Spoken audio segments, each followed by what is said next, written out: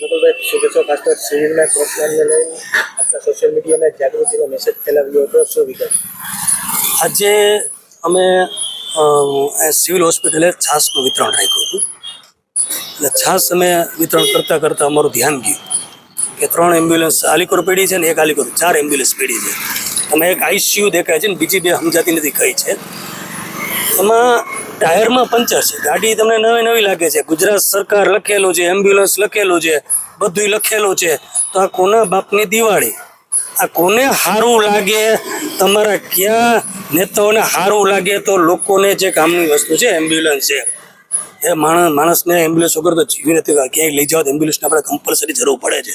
તો કોને સારું લાગવા માટે આ કોનું કૌભાંડ છે, આ કોનું પાપ છે, મને એ નથી ખબર પડતી.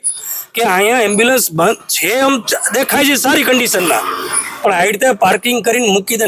કાં કોઈ મળતિયાને કોઈ ધંધો કરવા માટે એને દીધું હશે, એના કોઈ ચમચા હોય અહીંયા બીજેપીના, કે એને ભાઈ અહીંયા એમ્બ્યુલન્સમાં પોતે પ્રાઇવેટ સરકારી હોસ્પિટલમાં પોતે ધંધો કરી શકે. એટલે આ ગુજરાત સરકાર લખેલી એમ્બ્યુલન્સ બંધ શેની છે? અમે તમારા પ્રેસના માધ્યમથી કહેવા માગી છીએ,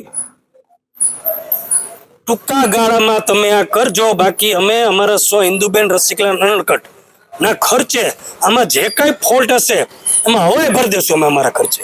આ લોકો પાસે હવાને પૈસા નથી, કારણ કે બિલ ખાવા છે ને આ લોકો ખાવા સિવાય કોઈ છે જ નહીં કાંઈ.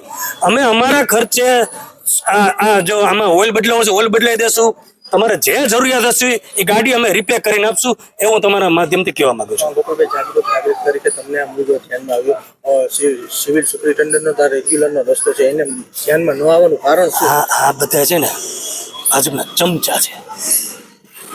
સામાન્ય વ્યક્તિ અહીંથી નીકળે એને દેખાતું હોય, અને આને શું છે આમ નીચું જોઈને હાલવાનું ટેવ હોય બધાને. શું છે, એસી ગાડી હોય, એસી ચેમ્બર હોય ને, એટલે આમ જોવાનું નહીં કે ક્યાં શું ગંદકી છે, ક્યાં જો વાં પાણીની પિચકારી.